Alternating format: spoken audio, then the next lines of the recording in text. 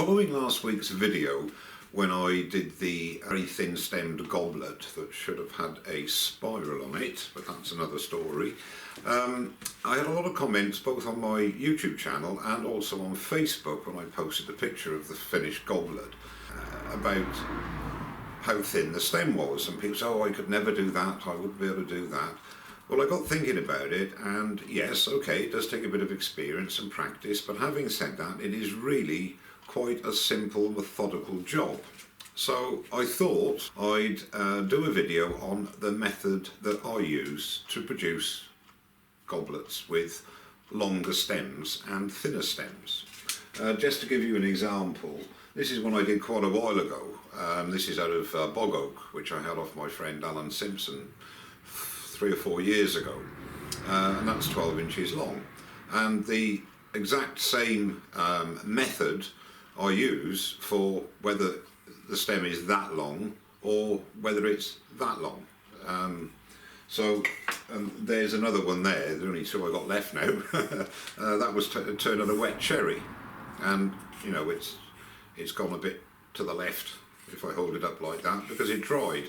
But having said that, the method again is the same. So what I'll do is go through the various possible techniques and the ones that I find that work for me. When I'm doing the actual stem, I'll forewarn you, I'm going to be fast forwarding on that because obviously once I show you the technique, then it's a case of just going down the stem. Okay, so that's what the subject of today's video is going to be, and I hope you find it of some interest. Before we go to the lathe, I'd like to thank Mr. Mike Atkinson from MSA Wood Creations in Illinois in the States. Mike hasn't got a YouTube channel, but he's been following me for a number of years now, and he very kindly sent me a sticker. That's brilliant. Thanks very much, Mike. I really do appreciate that. And I'd like to give a shout out to a guy called Stuart Farini. Now, I chanced upon Stuart's channel, and this guy is really talented artist. He specialises in colouring. I mean, he's more than capable of turning, when I say ordinary, uncoloured natural woods, but he does really specialise in colouring, and his techniques are really quite excellent. And his videos go through his trials, his tribulations with certain methods and so on, what he prefers and so on. So I'm going to put a link to Stuart's channel down below, and go across, subscribe, support him, and learn quite a bit from what he has to offer. So that's Stuart Farini. Okay, without further ado, we'll go across to the lathe and get started. Okay, so what I've got here is a piece of 3x3 fence post, which I use to do a lot of my practicing on. Not the ideal sort of wood for this sort of a project because it's a loose grain. Ideally you want a hardwood, exotic hardwoods, cherry, ash, oak. Anything with a tight grain and a stable wood is good for a long stem goblet. However, I'm going to use this as an example. I mean, there are a couple of knots. There's one here, one there, which is not ideal. For this sort of a project, ideally you want something as clean as you can, and obviously avoid the pith. Put the blanket at a bit of an angle to make sure that the pith doesn't run down your stem. Otherwise it could well split on you. Well, it most probably will.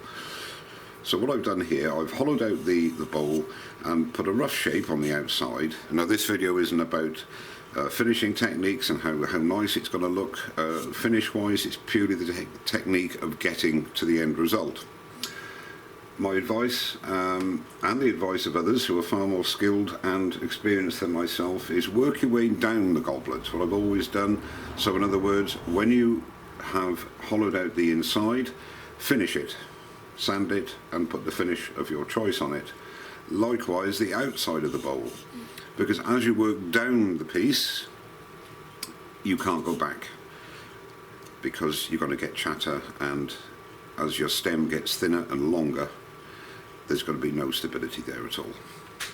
Okay, so that's number one. Now when I get to this stage you can turn the whole thing without any assistance at all, but I look at it this way: if you can assist your job, make it easier, use it. And there are several methods that I use. Oh, just to give you dimensions, it's just under 11 inches long, the blank, and it's going to give us a stem of something in the region of 8.5 inches, hopefully, if it stands the test. Most of you who have followed me for a while know my favoured method is the old tennis ball. Now all we do there is place the tennis ball into the cup and bring up the tailstock. Very light pressure. You just want a friction fit there so that it turns round. You don't want it to be so loose that when it starts to do that, because that will mark the inside of your cup, remembering you've already finished it. So just enough pressure to give a friction fit, lock it off, and then again, always, especially if you stop the lathe and you're down here, let's say down to this area, make sure that you start the lathe at your lowest speed, because you don't want any torque whipping that round and breaking the stem. Okay, that's one method. There are several. Another good way of doing it is the old polystyrene balls that you get in packs of, I think it's 3 or 4 different sizes, from the hobby shop, from the craft shops. They're very effective as well. Another method I quite like to use is on the end of your live centre, you just tape, let's take this for example, that's a piece of old rubber mouse pad, mouse mat, and all I do with that is get a little bit of masking tape and just tape that to your live centre. It doesn't have to be perfectly stuck, because it's just to give the inside of your piece protection. Again, advance the quill until you get just enough friction to turn your live centre, and then that also gives you some support as you're working your way down. With thin-stemmed, long goblets, I prefer this method because you're getting your pressure at the base here as opposed to spreading it there, so it's more likely you're going to get it more central. Now there is one more method which I'll show you. I'll speed this up as I'm doing it because it'll take a little while.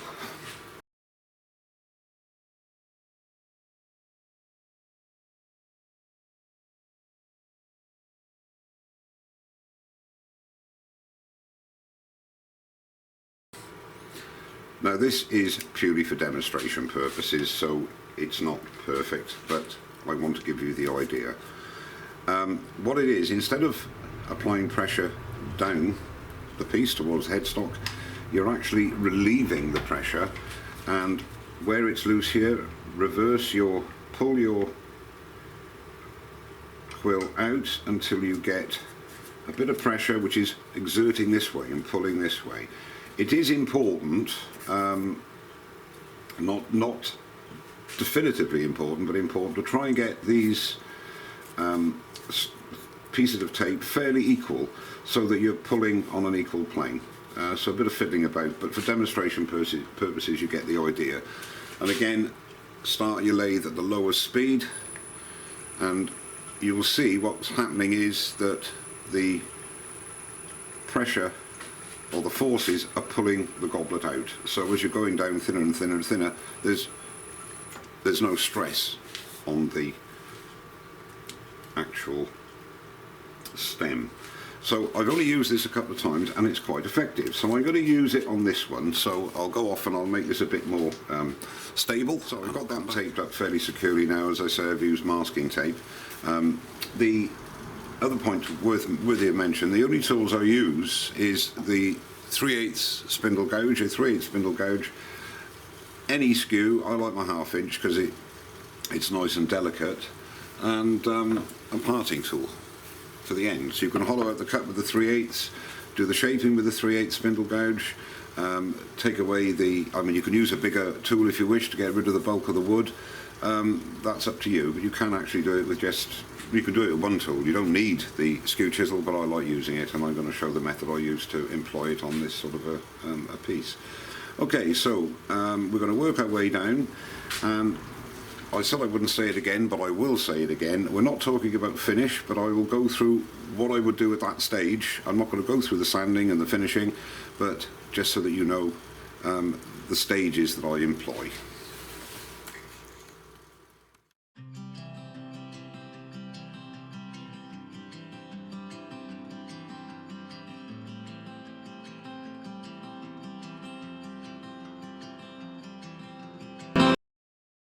The wing of the tool.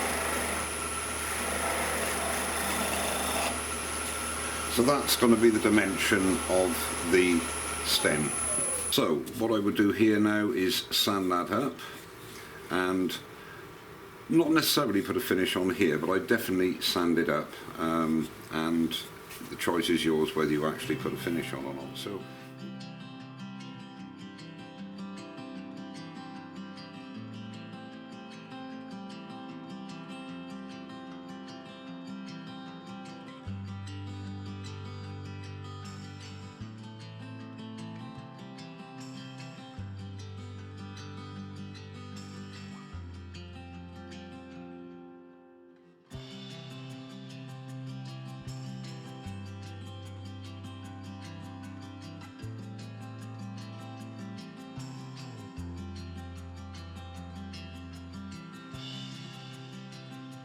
you could see what happens. Oh dear. The trials and tribulations.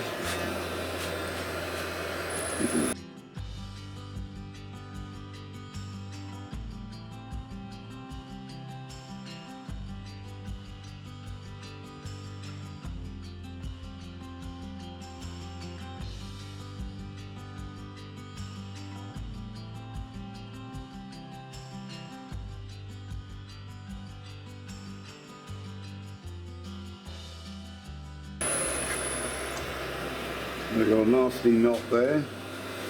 This could be interesting.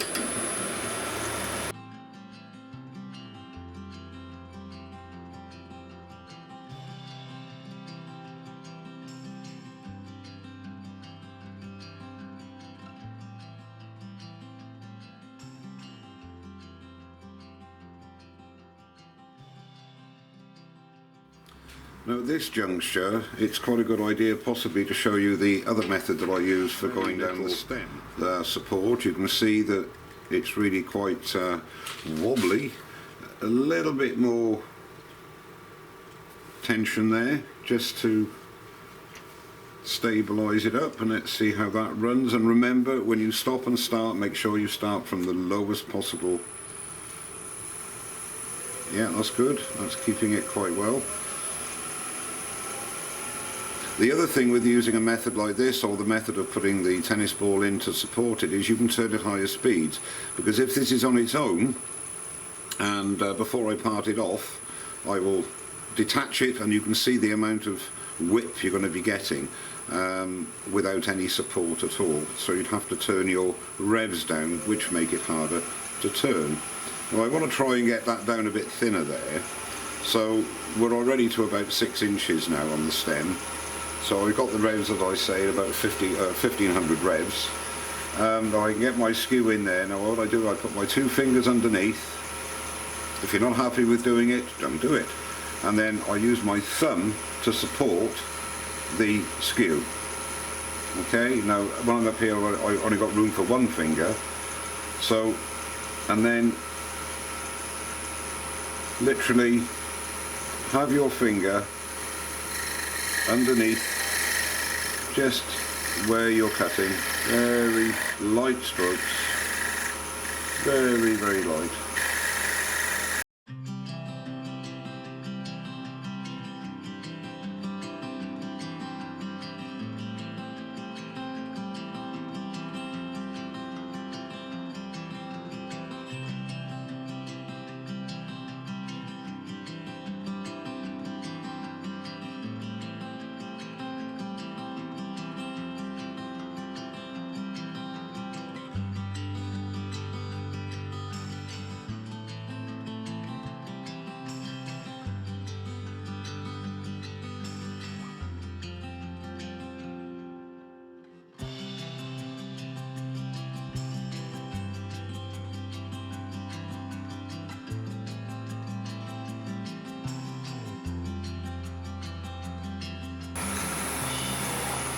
I'm not after design here, just the theory behind it. Just to show you, the length of that stem now is nearly, well, it is 8 inches basically. It's a basic base, if you like.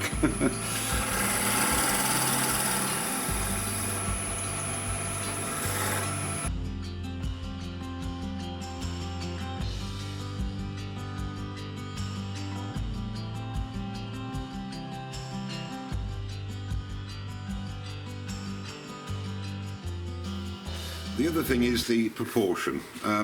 Just very briefly, on my last video, the base was a bit, it was only about, I don't know, 1/8 of an inch, but it was just a little bit too big for the size of the cut, because the cut was quite small. As a rule of thumb for me anyway, I like the base to be either the same size as, approximately the same size as the widest part of the bowl, or just a little bit under. It can be a tiny bit over, but it does depend on the overall size of the piece you're doing. This is about 2.5 inches, so I'm going to bring this down a little bit, just to, and then just stand back and eyeball it basically.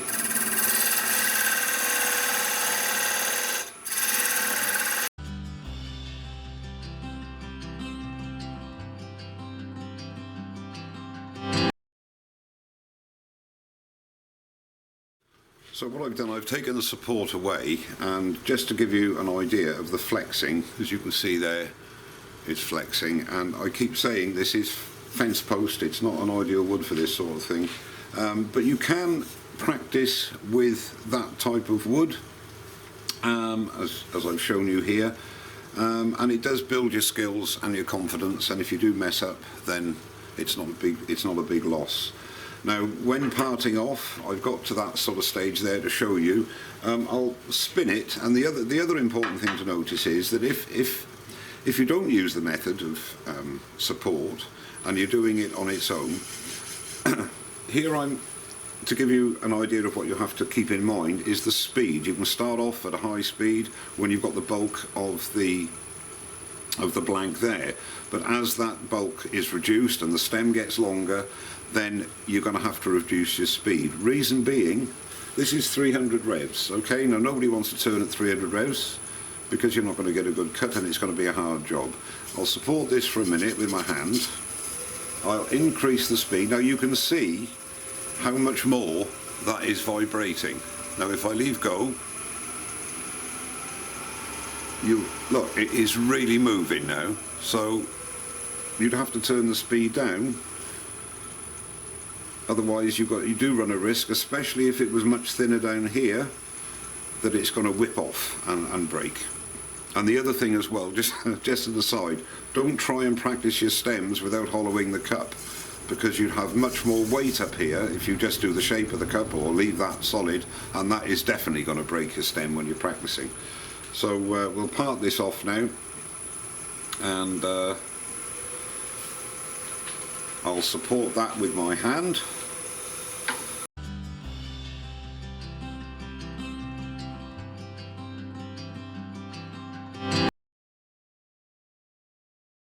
And there you go. Well, I hope some of you enjoyed that and found a bit of inspiration to go out and try some goblets with various methods that I employ. There's the finished piece, and finished insofar as it got off the lathe without breaking. It stands at just under 11 inches tall. The stem is just over 8 inches. It's just under 4 mil at the top of the stem and just under 7 mil at the base of the stem, with a bit of a taper on there. Weren't looking for design and aesthetics, just how to achieve the stem. Fence post is not the best wood to use, obviously, for a piece, but it can be used, and as you can see there on the stem, without any sanding, off the skew chisel, a nice finish, quite smooth. That's what you tend to get, tear out, obviously, with this sort of a wood, but you know, it's not too bad for a demonstration piece to demonstrate the techniques. And for a few of my Coventry Goblet followers, yes, one did come off, hit that big knot there, and it flew off. Big deal. It's only a bit of fence post. Chuck it in the bin. pick up another bit of fence post and start again, and you come out with something that's quite acceptable. Okay, thanks very much indeed for watching. Don't forget to subscribe, and I'll see you very soon. Cheers now.